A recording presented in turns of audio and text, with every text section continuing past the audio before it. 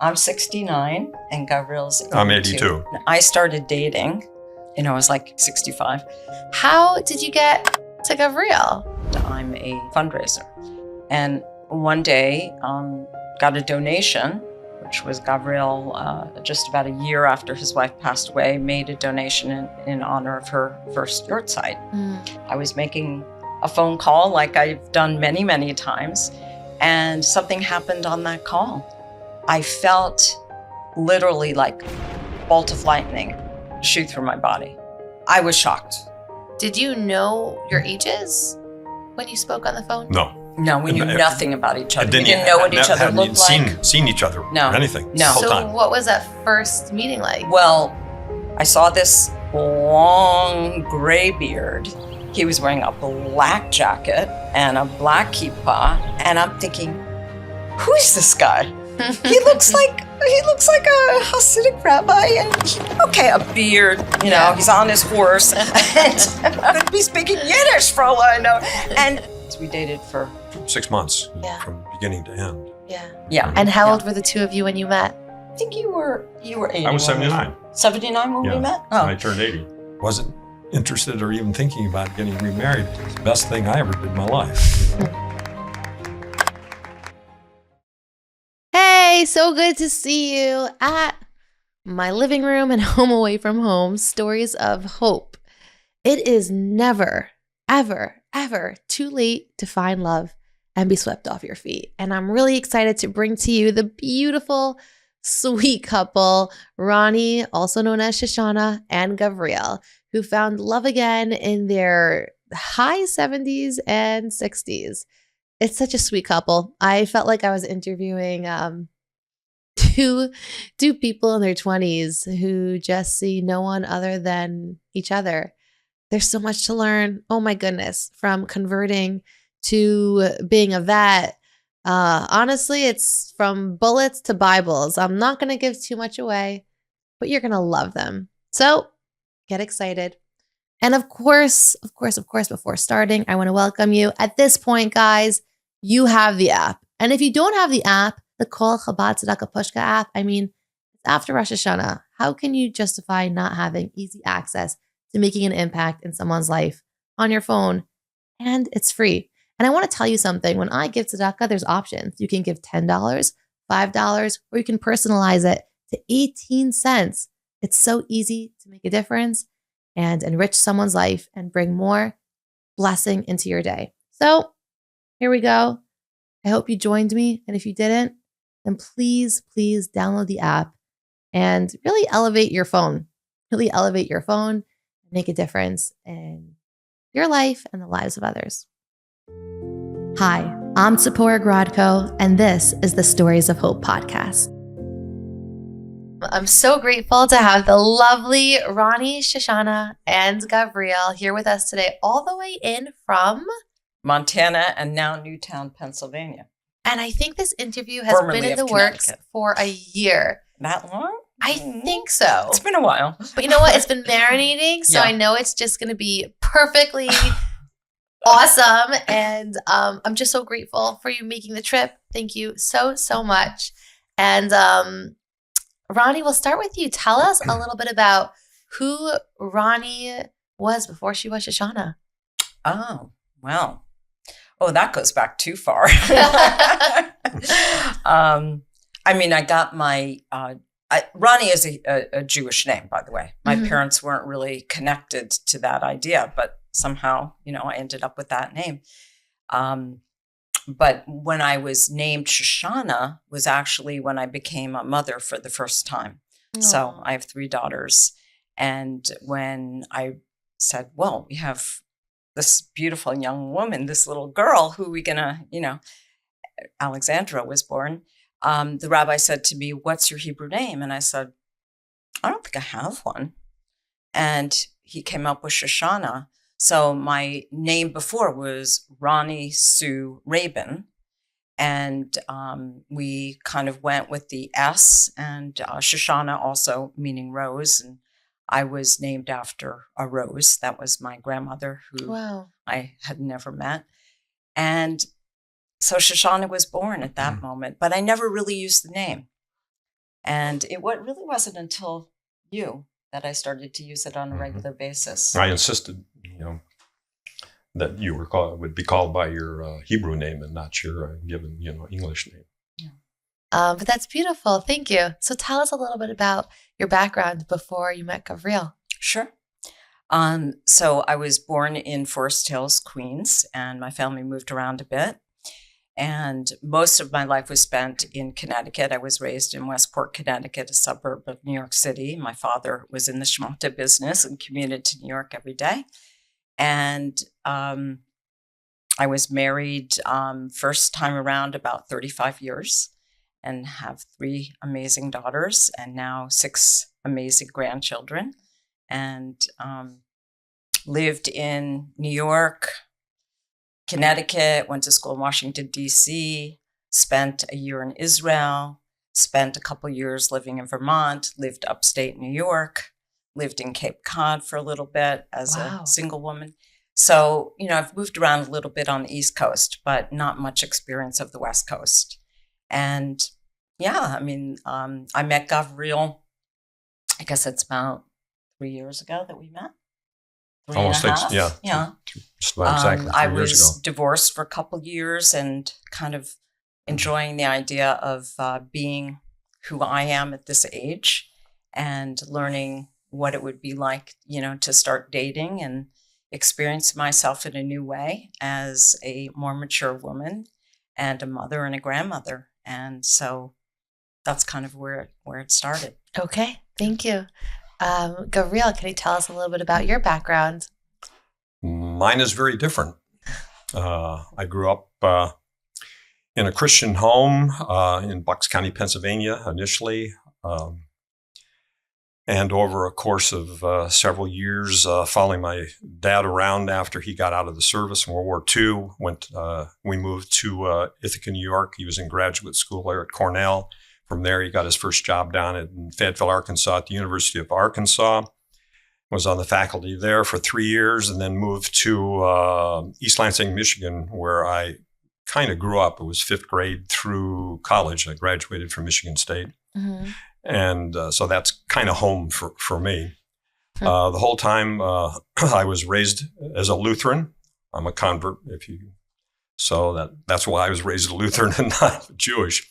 And after graduation from college, university, then I was in the ROTC program, was a distinguished military graduate, and went on active duty then upon graduating in 1968, and immediately set sails, figuratively speaking, for Vietnam. I was in the Army. I was an officer, ended up going to Vietnam, spent a tour in Vietnam, and survived, Baruch Hashem. And after coming back from Vietnam, and prior to that, while I was still in college at Michigan State, I got married. So I spent the last 4 years of my 7 years of getting a bachelor's degree, because I was working in pretty much full-time too and going to school. Then when I went on active duty, then my wife stopped working former wife stopped working, and I ended up being a full-time breadwinner then in the military. Stayed there to make things a little bit shorter until I eventually got out the first time after about 12 years on active duty. I resigned my commission, stayed in the reserves. And during the course of the whole time I was in the military then, I started to pursue a journey for truth. And having been through numerous Christian denominations, all of them claiming to have the answer, and that the only way to heaven, if you will, is by believing their doctrine. And if you didn't, you're going to go to hell. And that didn't sit well with me. I didn't like that. I didn't like the attitude. And along the way, asking a lot of questions and never getting answers, always saying, well, that's not to be understood. It's maybe a metaphor, it's, something above your understanding. And not giving concrete answers. Just making excuses because there were no answers. Just wanting you to ask more questions, you know? And it was like you were trying to hide something, you know? Well, and to a degree, I guess they were. They just weren't being totally truthful, and definitely didn't want to answer my questions. And it was my former wife the same way. I got out after the first time, that 12 years then, and ended up going on staff of a Baptist church at that point, after having explored all of my options, you know, in the Christian world, if you would. I ended up then going on staff for a church, and spent about 3 years there. And then when I got called back on active duty again, because my particular military occupational specialty was short, I ended up then having to go to Germany again for my third tour. Oh my goodness. May I ask what your specialty was? I came in as an infantry officer, spent 2 years detailed, which was required of all regular Army officers. And then after that, I was in the Chemical Corps, which they disbanded just shortly after I had transferred to the Chemical Corps, and it was the Ordnance Corps. Then I spent the rest of my career in. And in layman's terms, because I'm just not the familiar. Ordnance Corps, they're the bullets people. Okay. Ammunition, weapons. They provide the Army with, you know, those kinds of weapons. And also they had at that time a couple of missiles. They had the Pershing missile and they had the Nike anti-aircraft missiles. And then when I was on my last tour, then I was involved with nukes for the Pershing II missile in NATO in Europe. And what was it like to adjust from that sort of schedule and routine to regular life of not building bombs and preparing for war? I always wondered, the dichotomy between the two seems like it's so unnatural. Well, the only time I think that really is relevant is when you're fighting a war. And the only time I was involved was my 1 year in Vietnam. After I got back from Vietnam, I was in the production side of the house for ammunition. But it's a little different than, you know, being out there where the bullets are being fired and being shot at, you know, and laying your life on, or putting your life on the line. But that's more of the corporate world, I think, is another way of looking at it, particularly when I was in the manufacturing side of the house. And then when you have a staff job, it's, you know, you're in management, if you will, you know, in the corporate world. And the farther up the chain of command you go, the more rank you get, the more and more that becomes what it feels like, you know, for a layman. Mm-hmm. Yeah. And I'll pause you here. During this time, I think the last thing you mentioned is you're checking out a Baptist church, right? Where are you in life? Right. At this point? Yeah. During those years? Yeah. During those years. Well, first off, I'm younger than Gabriel, like 13 years younger. Okay. So, are you comfortable sharing your ages? Sure. I'm 69 and Gabriel's 82. I'm 82. 82. Yeah. And how old were the two of you when you met? Well, take 3 years off that, and that's what you got. Yeah. Yeah. I'm sorry. You have actually, I think you were 80. I was 79. 79 when we met? Oh. I turned 80. All I know is when I started dating, you know, I was like in my mid 60s, let's say 65. People said to me, you know, you're so youthful and, you know, got so much energy. You should date a guy at least 5 to 10 years younger than you. And I'm like, yeah, I like the way that sounds. and all of a sudden, you know, before Gabriel, I dated a guy who was 70. And I was like, 70? That's so old, you know, and it like freaked me out, but he was youthful and whatever. And then I meet a guy who's 79 turning 80 and I'm like, now that's ridiculous, you know? and once we started considering that we were dating, although it took us a while to figure out that we were dating, I had to, you know, weigh in with other women, you know, who were married to older men. I'm like, well, is it okay? What's it like? You know? And everybody assured me that it worked out, you know, that it would be fine. So I decided to get over the age thing. But the truth is, when you were in Vietnam, what year was that? So I was there in 69, 70. 69, 70. Okay.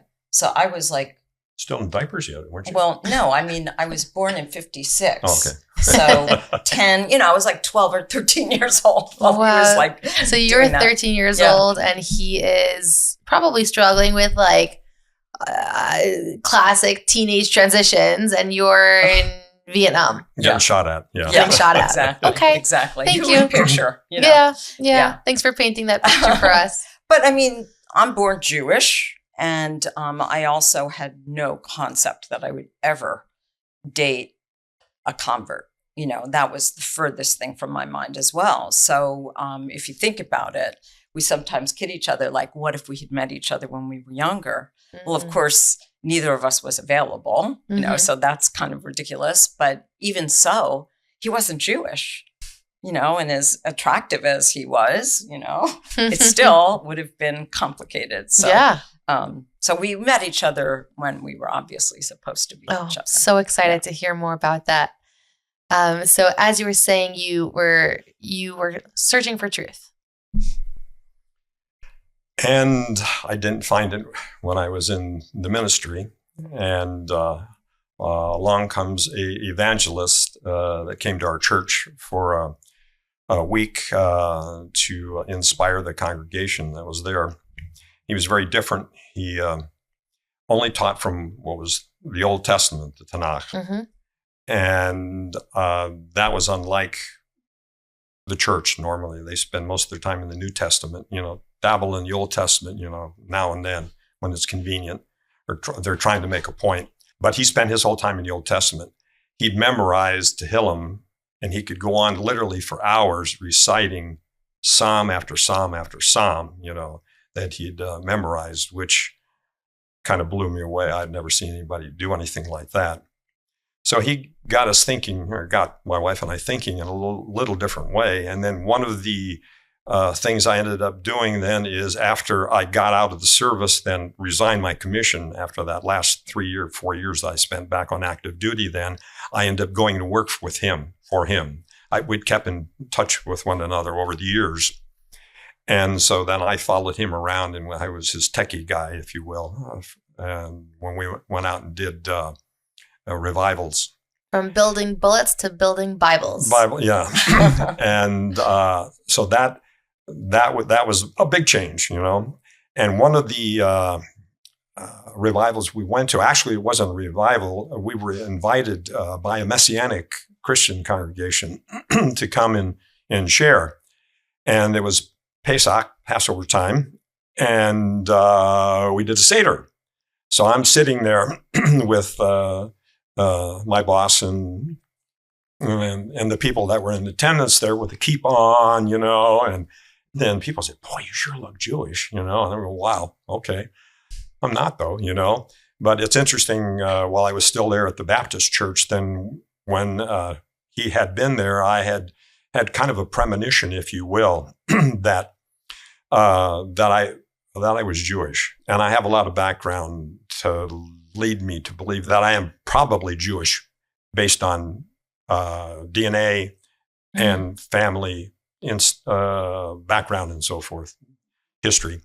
Shortly after that particular Pesach Seder, he passed away suddenly, and then I was out of work and ended up owning a business for about 2 years then, and trying to get my feet back on the ground and find out what I really wanted to do, because I knew that wasn't it, and ended up going to Michigan to visit a family friend of my wife's that lived up in Michigan, and then a mutual acquaintance that we had met through this evangelist that had a summer home in Montana, up in Kalispell, Montana.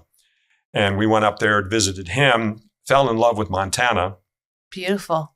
And it was like going back 20 years in time, and ended up putting our business up for sale when we got back from that vacation. It took about a year to get rid of, to sell the business, which really wasn't sold. We ended up giving it to a friend, and they're just trusting Hashem. He just said, get out of Dodge, get out of Dallas is where we were. And we moved up there, lock, stock, and barrel. Everything we owned was in a U-Haul.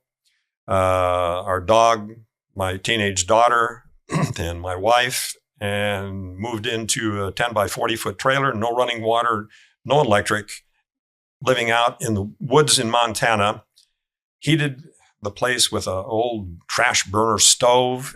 For 3 years, we lived like that, enjoying Montana in the wilderness, if you will. It actually sounds really peaceful. And then searching for the truth, which we ended up really starting to find there, and started to find that the roots of all of our questions and everything were being answered, or the questions, I should say, were all being answered in Judaism. So, Gabriel, I'm at the edge of my seat. How did you find Judaism?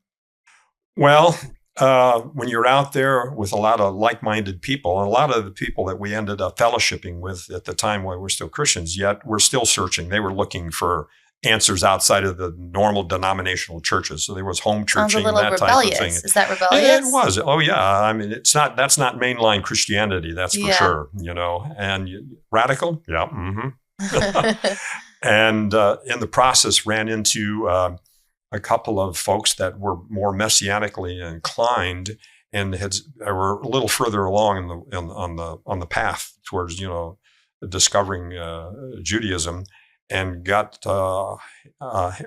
books into our hands that really started answering a lot of the questions. I ended up buying a complete miraculous, which is the Sephardic commentary, on on the Torah.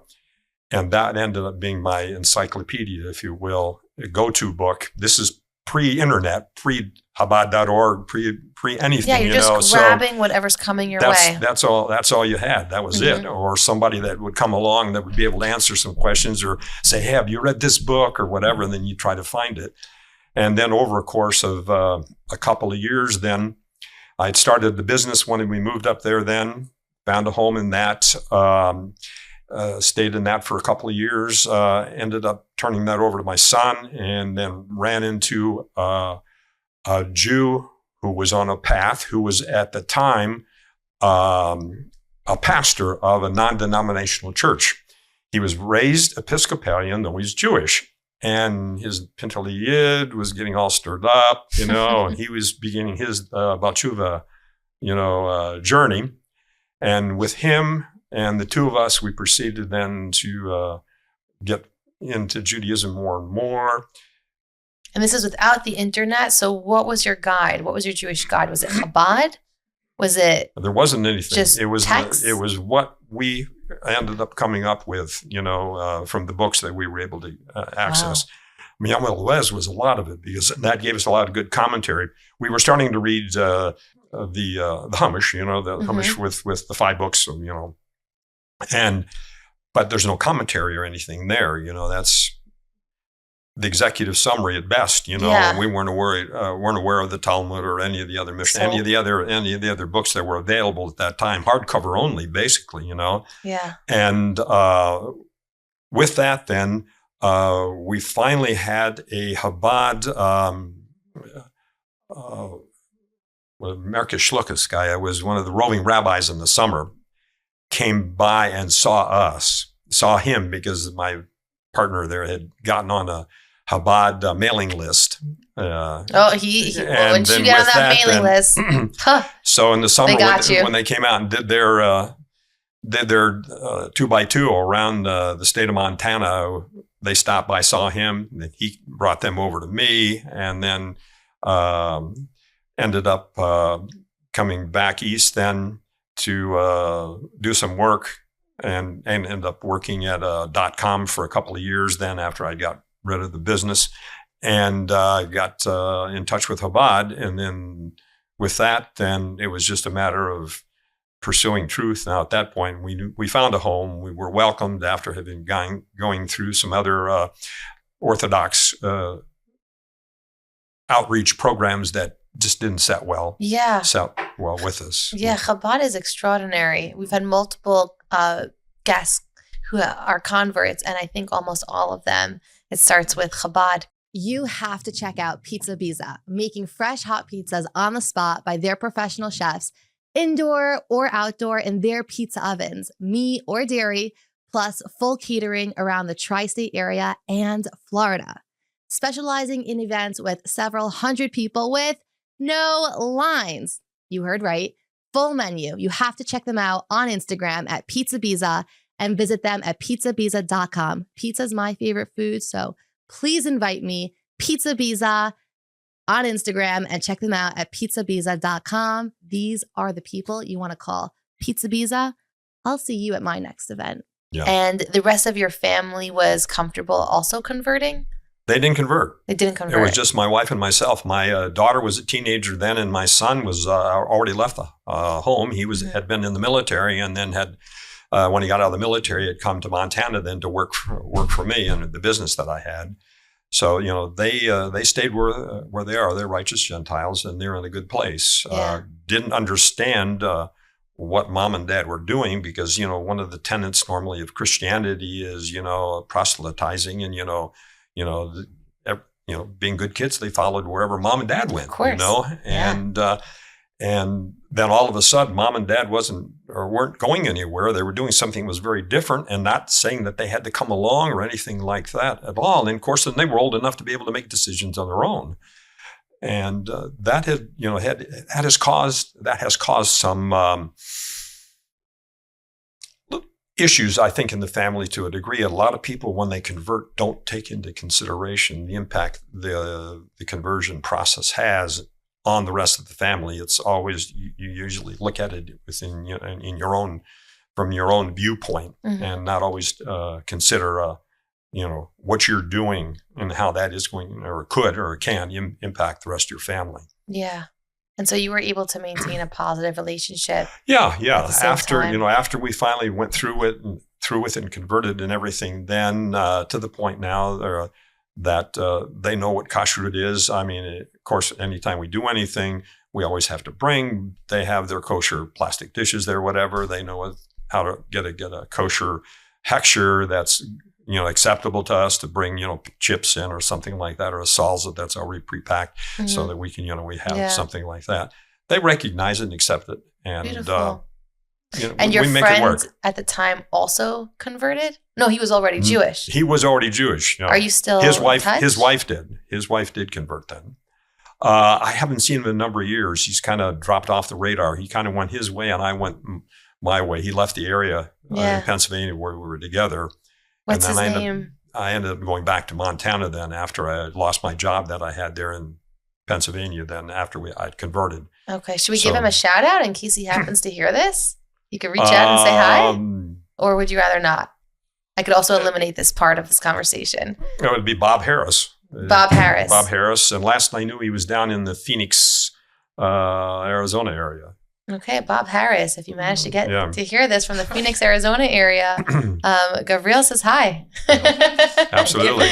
Yeah, absolutely. And so how long were you married for before life brought you to Ronnie?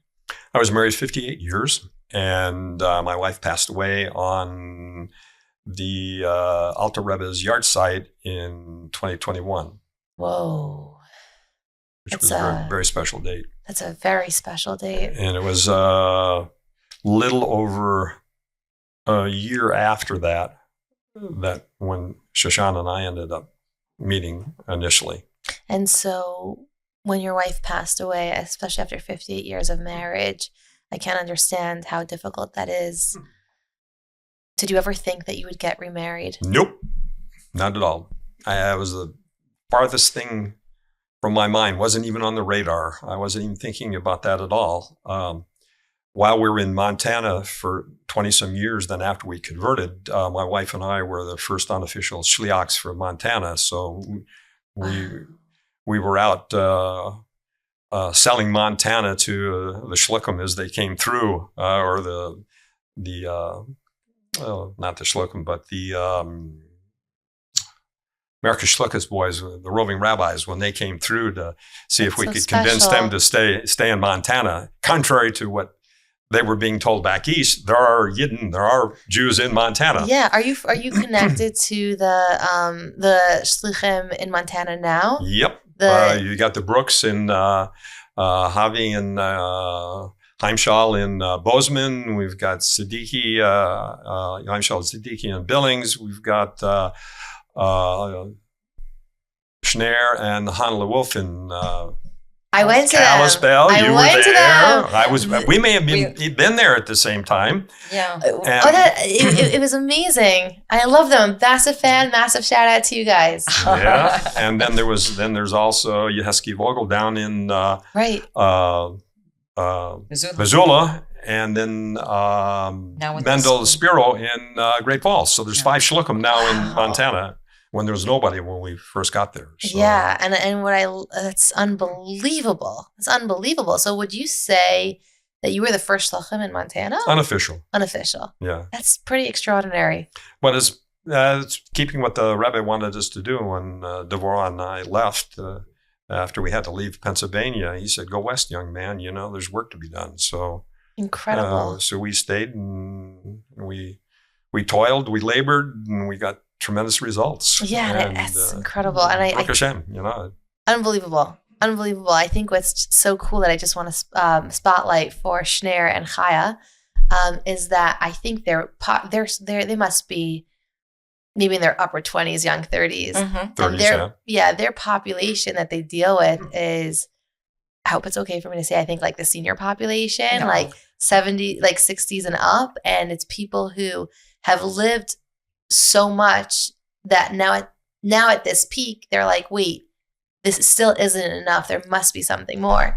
And I think that's fascinating. But Schneer and Hanala right now really are having tremendous success now, even for the younger kids. They just had their Camp Gan Israel, and that was amazing success. Wow. And they've got a lot of the young Hebrew people involved. Now. The Hebrew school now on like Sundays are just, they want more, they want it longer, you know, that type of thing. So, you know, they're having really good success there. But generally speaking, the population that Chabad has reached initially in Montana were the more senior population, and a lot of it due to the fact that a lot of people, it was second homes and they spent their summers in Montana, you know, or if they were skiers, you know, they skied then. Yeah. So, it's becoming more and more a diverse, you know, population now, if you will. Yeah. And a lot of the tourists that come through are younger. Some of them are families and couples, but you see singles. More so. We actually had this past summer a large crowd from Lakewood. Lakewood? Yeah. Had 10 Bachers from Lakewood. Young guys. Oh boy. Yeah, they were partying and having a great time. But you see that a lot now. So I would say that certainly in the summer months when people are going out to do hiking and explore Glacier National Park and other areas nearby, you'll see especially younger men. Not as many younger women, but them too. Okay, so it sounds like you're saying if you're single, maybe check out Montana. There might be a little something for you there. Well, if not, you'll just get a really great view and great company. Oh yeah. So it's a win-win. Yeah. So how, we'll start with you, Shoshana, and I'll just rotate with your name because I love them both. And I know you said, I'm not sure which one you should use. So we'll have a little bit of everything. Okay. You're jumping into this single life, feeling like I'm going to live it up as best as I can. How did you get to Gabriel? Well, I mentioned earlier that I work for the Meaningful Life Center, Rabbi Simon Jacobson, and I'm a developer, so fundraiser. And one day, got a donation, which was Gabriel, after just about a year after his wife passed away, made a donation in honor of her first yurt site. And so typically I call people who are new to the Meaningful Life Center or making donations just to thank them and find out a little bit about them. So I was making a phone call like I've done many, many times. And something happened on that call. It was very hard to describe, but we just kind of got personal pretty quickly. And I revealed to Gabriel that I was divorced and, dating and looking for a new Jewish community, all of which was, happening in my life. And where were you living at the time? In Connecticut. Mm-hmm. And so I was just like, as you said, opening myself up to the world and seeing what's next. Yeah. And then Gabriel said to me, well, have you ever been to Newtown, Pennsylvania? And I said, no, but interestingly, about a month before, someone else who's a donor to the Meaningful Life Center, who happens to live in Newtown, Pennsylvania, had invited me to go down there for Shabbat to visit the community. No way. Yeah. So I'm thinking, oh, that's interesting. This is coming up a second time, like ding, ding, pay attention.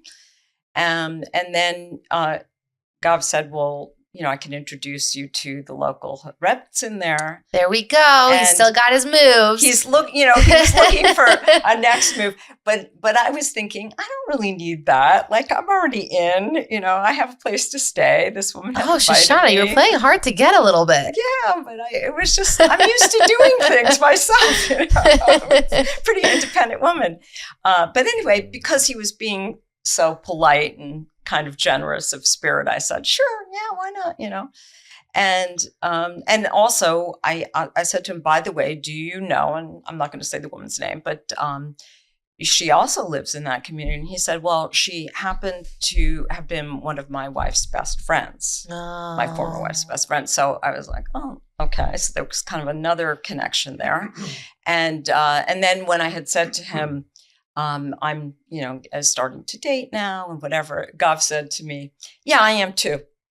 And I knew he just at that moment decided he was going to be dating. So we'll pause you there. Is that fact or fiction? I'll just back up a little bit then. When I originally made the donation, I was wanting to have it, what sponsor? Dedicated for a specific time. So I was a little ahead of, the actual yard site. Yeah. But when I got the call back in response to the donation, I'm going, man, I've given to a lot of organizations over the years. I've never had anybody call me. Maybe an email, maybe a text or something like that, but not a phone call. And then this young lady gets on the phone and opens up and starts flirting with me. She didn't realize it, but but she apparently does that with everybody too. And so that just kind of caught me off guard. And then she started, going through the things she mentioned about finding a place in the new town and everything else. And that, of course, I knew the Rebbitzin and the rabbi there, where we are now, where we just moved to, very well. And I go, that's interesting. And so with that, then we hung up, and it was like about 3 days later. This is just after the holidays, high holidays, and experiences that both of us had, which were very, very unique and very, very interesting and very, very moving and powerful. And together or separately? No, separately. We're Yeah. separately. Okay. I was Yeah. in Montana, and she was in Connecticut. And so about 3 days after we called, I get this formal text or email back, I think, from you at that point in time. And then I responded to that email.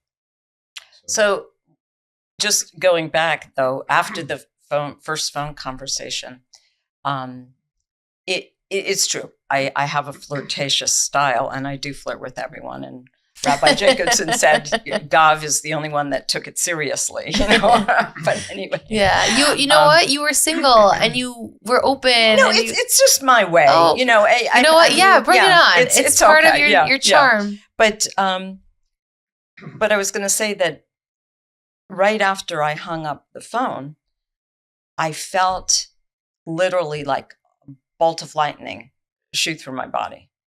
And I was like, whoa, what was that? And again, I felt like it's this, wake up, pay attention kind of messaging. And that had only happened to me once before in my life when, again, I felt like it was clear what the message was. So I was a little bit like jarred by that. And I remember talking to Gabriel like right after the first phone call, because I shared that with him. I think that was shortly afterwards that I shared that. Yeah. And he said, he started talking about the fact when he met his first wife, Devorah, that it was quote unquote love at first sight, which, that's not me. I don't feel that. But he said that he started to feel that again Oh. pretty early on with us. Yeah. I don't know if it was right after the first phone call, but it was pretty early on. Mm. And anyway, it developed because he, as you said, he opened the door to a next step.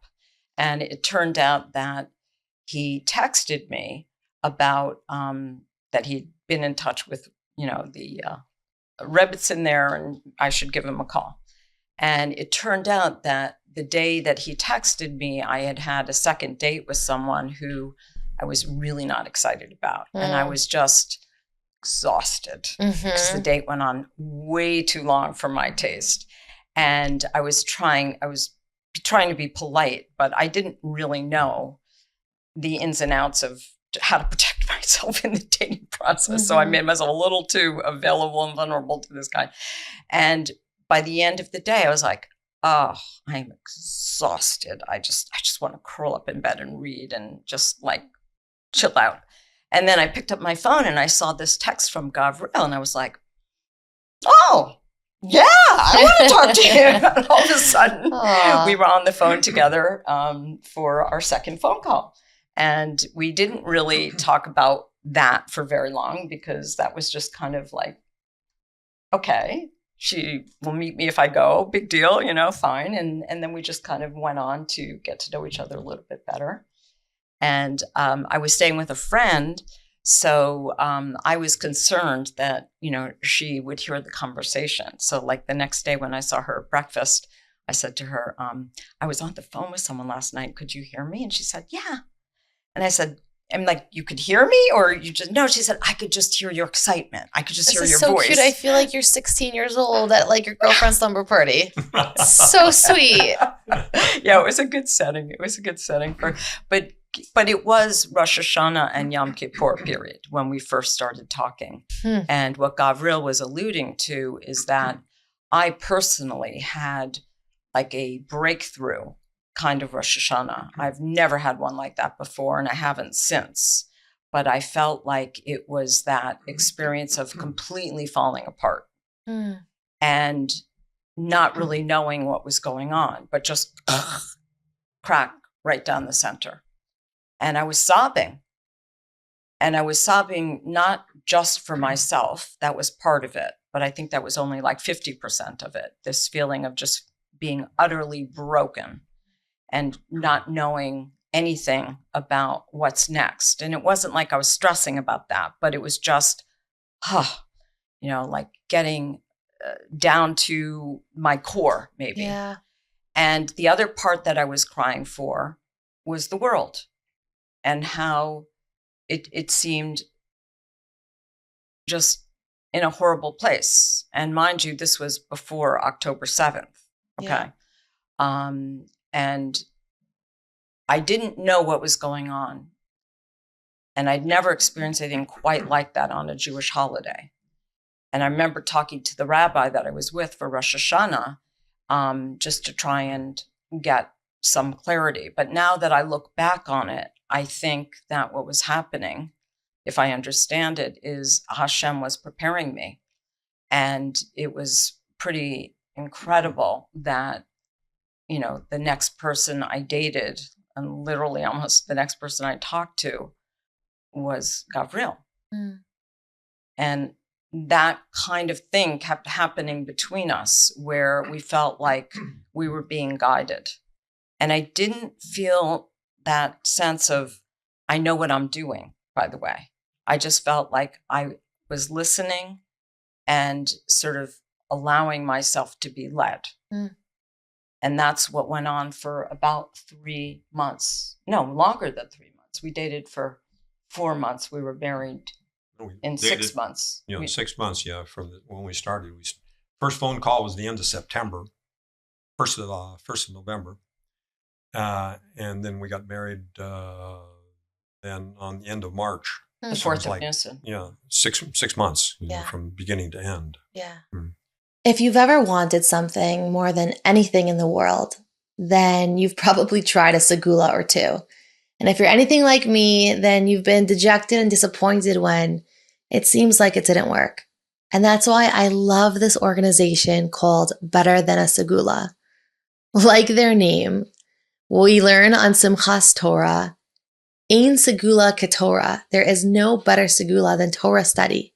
What this organization does is they have a group of Torah scholars that will learn something on your behalf in the nachas of what you want. And even better, the entire process is personalized. They can study a certain daf in the Gemara for 40 days, whatever you want, whatever speaks to your heart, whatever you connect to, you can let them know. So if this is something that you would find supportive, inspiring, and encouraging, you can contact them by either clicking the show notes below or take out your phone and call them at 732-364-7029. That's betterthanasegulah.org, Better Than a Segulah, an organization that's there to support you in the way that they know how to and in the way that they can. I don't fully understand it, but there is a concept that there's extreme brokenness before there's a new awakening, new blessing. And it sounds like that's what the two of you were going through. And I have a quick question. Did you know your ages when you spoke on the phone? No. No, we knew nothing about each other. We You didn't know what each other looked like. Seen each other or anything the whole So time. what was that first meeting like? Well, recognize we were across the country from each other. And so, and neither of us went and looked up the other person and found photos online or anything like that. I don't know why, but I liked his voice. And the third phone call, I was driving upstate New York, so I had like an 8-hour drive. And Gav called me while I was driving, and he said, I want to tell you a little bit about my background. So I didn't know what he looked like. I didn't know his age. I didn't know he was a convert. And he said, but you're driving, so I don't want to distract you. So I'm going to send you a little video clip. And it's something he shared at Chabad, so you'll get the background. I said, okay, great. And we didn't stay on the phone long. And so I got to my daughter's after a long drive, and about 11 o'clock that night, click on it. Oh my goodness. I was shocked. I saw this long gray beard, and he was wearing a black jacket and a black kippah, and all I could see was like a long gray beard and some of the face.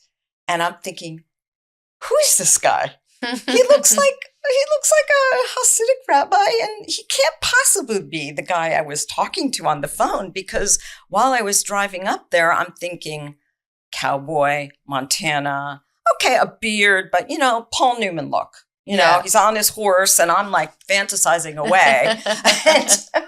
and all of a sudden I see this guy who looked like he could have grown up in Crown Heights. Like, he could be speaking Yiddish for all I know.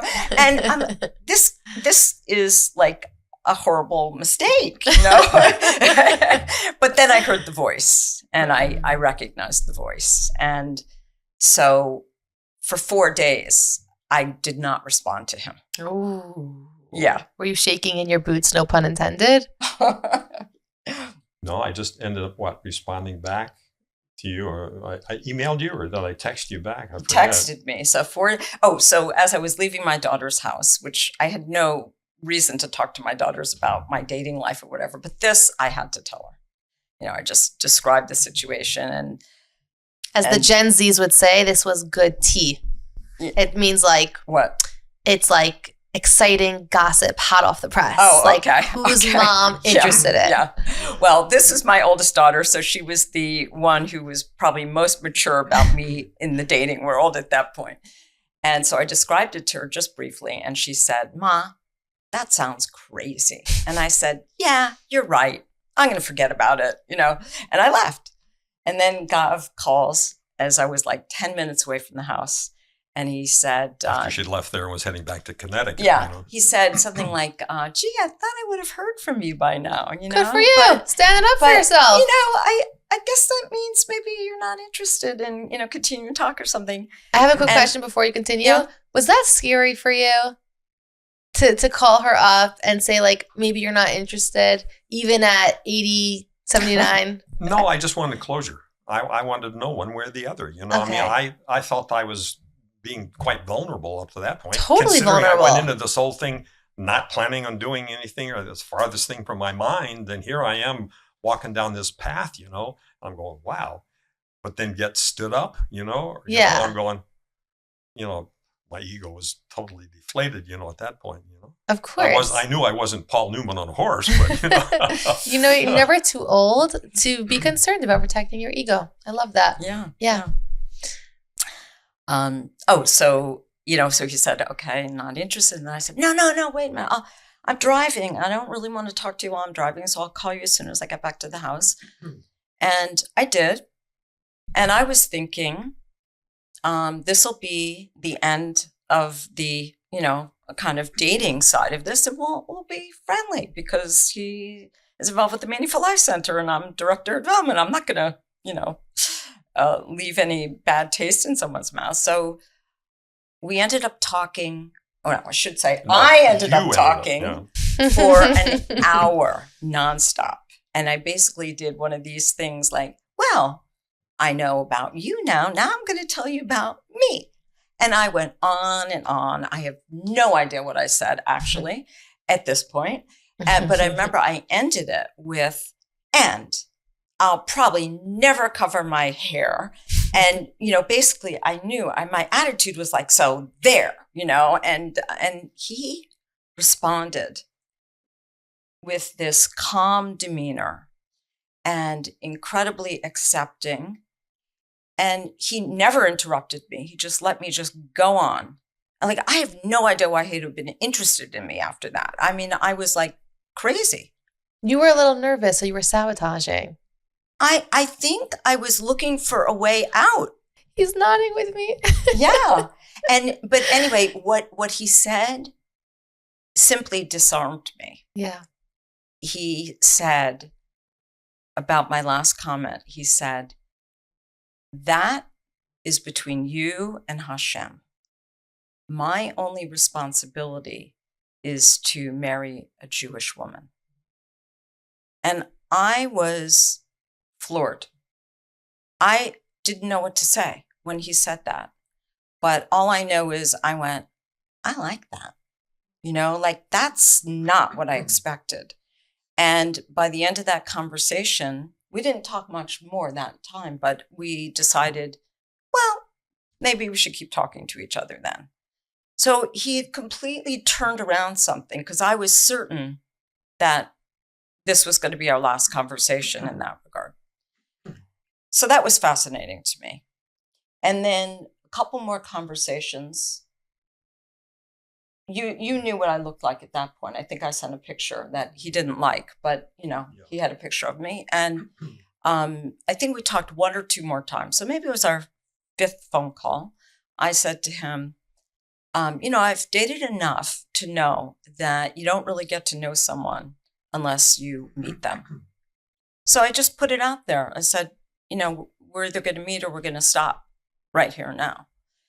And he said, without hesitation, I'll come meet you.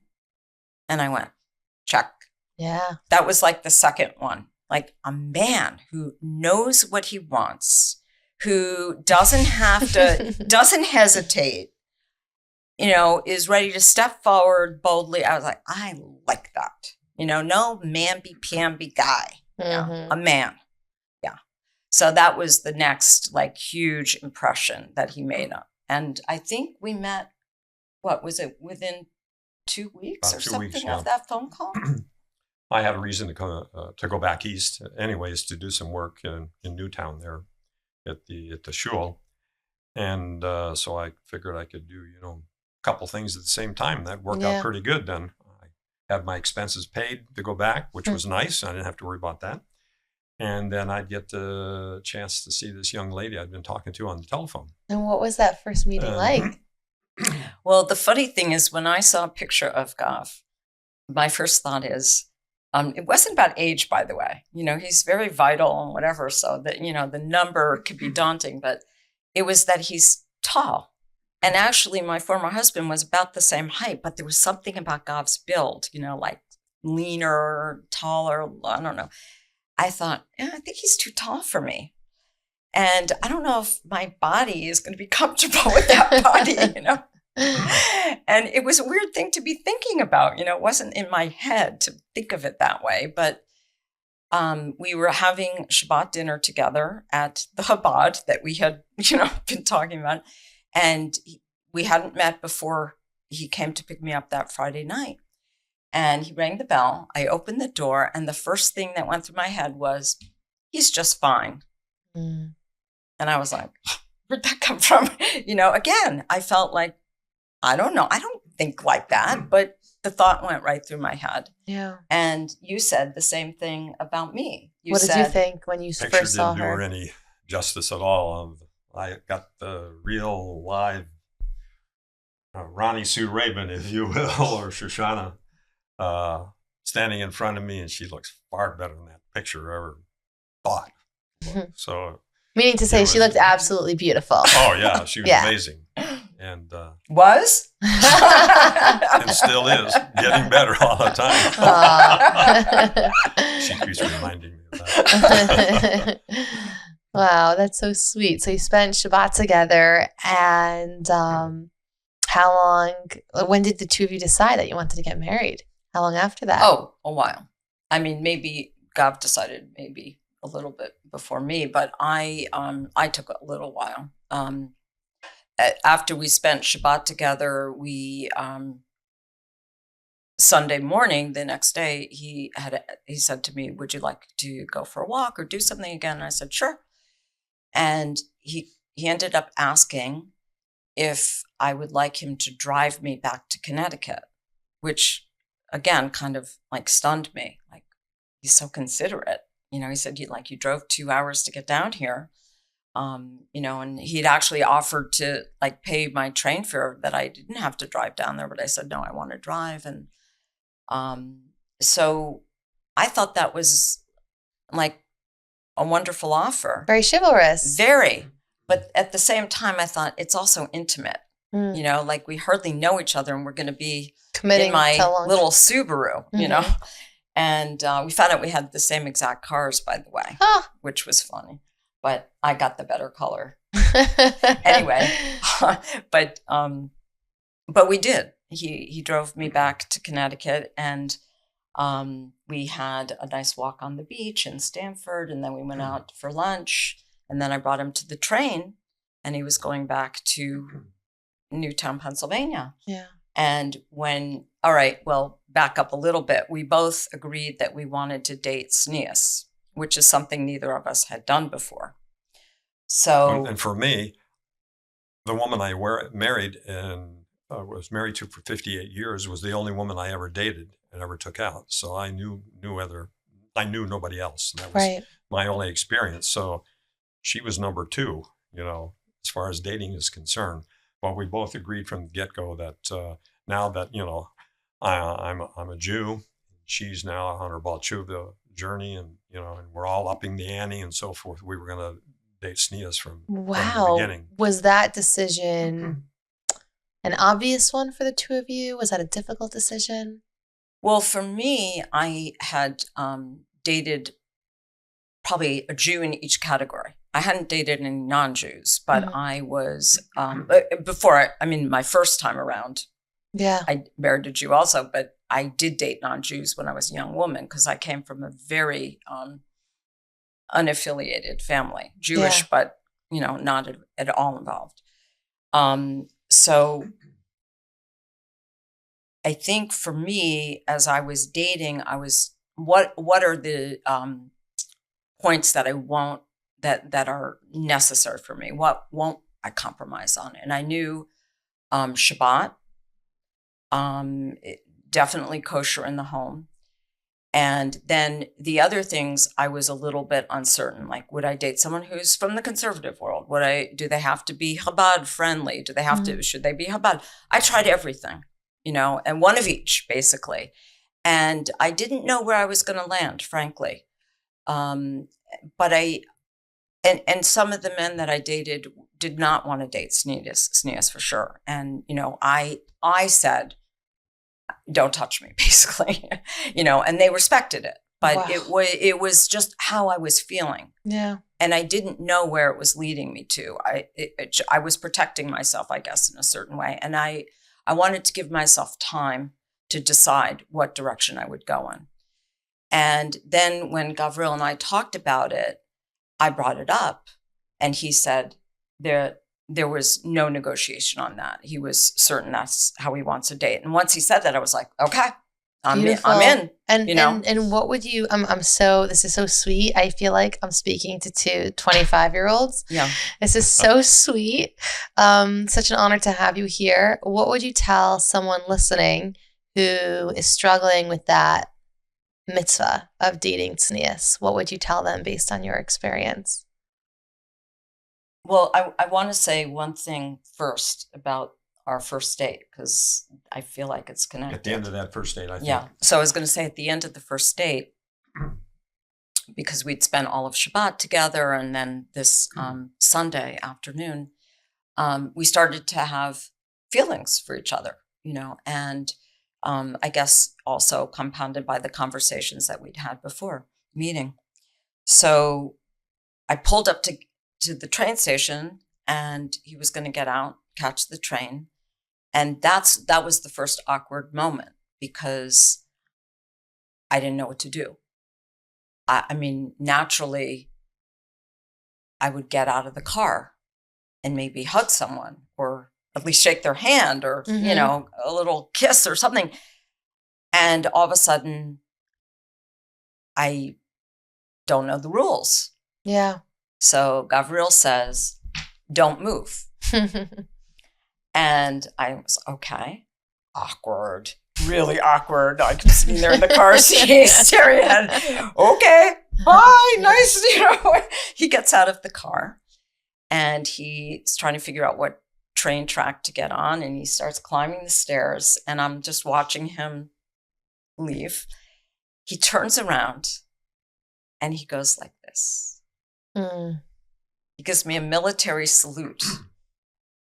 And I was like, whoa. Nothing I would ever experience before, and nothing I expected. But I saw where he was coming from. And again, we're very different. I mean, I grew up in like the tail end of the 60s, okay? And my parents were very liberal. And nobody I knew went to Vietnam. Okay, here I'm being saluted by a Vietnam vet, and someone who comes from a background completely alien to the one I know. Mm-hmm. And I'm understanding it, and it's reaching me in a certain way. And I could see the emotion. And that's how we got through that first, Beautiful. I would say that it's all about trust and, belief that Hashem is putting you with the person that you need to be with. And if you truly go with that direction and you're able to, then the rest of it isn't really that relevant. And the physical side will develop in the right time, in the right way. Mm. And it will be much more powerful, obviously. So Hashem is, the Jewish world is built on the idea that there's a wisdom there. Mm-hmm. And the physical nature of a relationship is one side of it that can be enhanced once you know someone. So get to know them. Yeah. Thank you. And as we're coming to a close, remind me again, you both got married at what age when you got married each other? To each other? Yes. I was 79 and you were 67, right? So you were 79, yeah. You were 67. The end of March, the 4th of Nisan, will be our 3rd year of marriage. Beautiful. Yeah. Beautiful. It's unbelievable. What would you tell someone who's in your age demographic or near it, who either is a widow or divorced, some could be both, and they would like to find love, but they're like, it probably doesn't exist for me at this point in my life, as As two people who clearly fell in love, and now you're 82 and 69. You're 69. What message of hope would you give them? I mean, for me, I would say be focused on what you want and don't let go. And I realize now that I was probably a little out of balance when I was starting to date, and when I met Gabriel, I would tell people I'm getting remarried, or I'm looking to get remarried, or something like that, And I was kind of shocked when I realized how many people I said that to. And I remember thinking I wanted to move. I was checking out new Jewish communities, but at the same time, I was saying to myself, but maybe I should wait and do it with my new husband.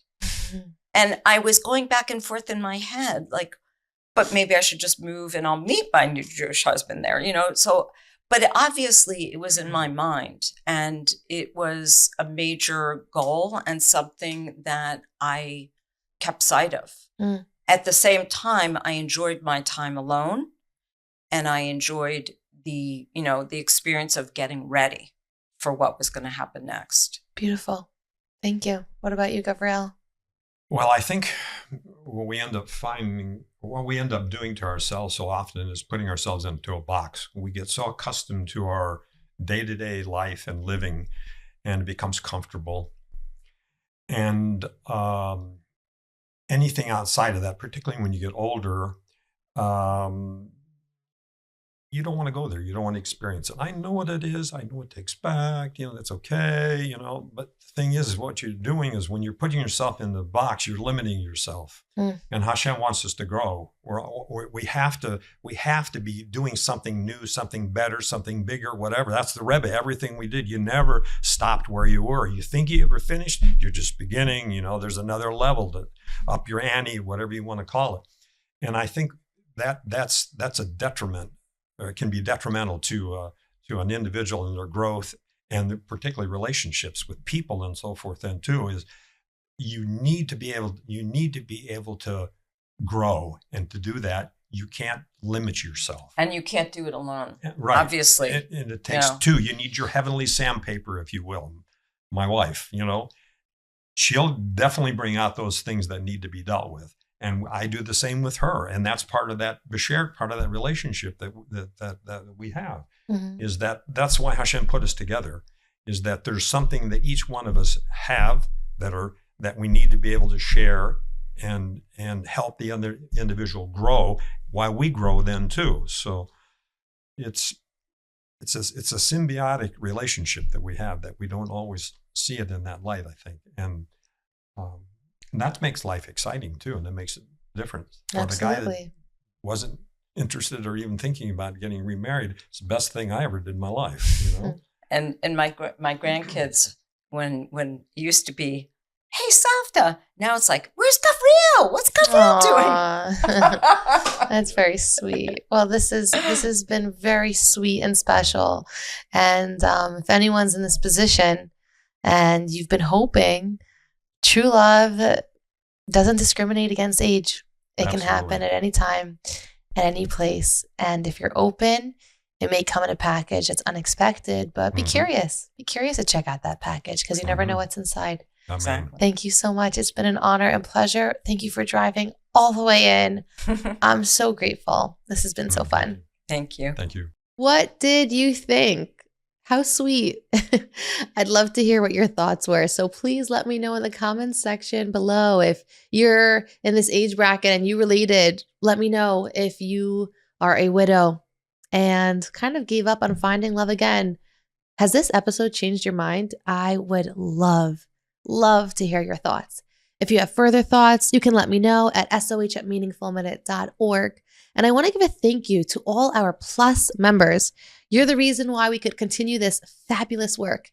If you want to become a Plus member, it is super simple and easy and made to be accessible for everyone. You can find out more at www.soh.plus.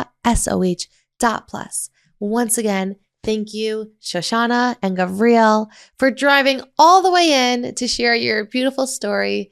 It's been such fun making new friends.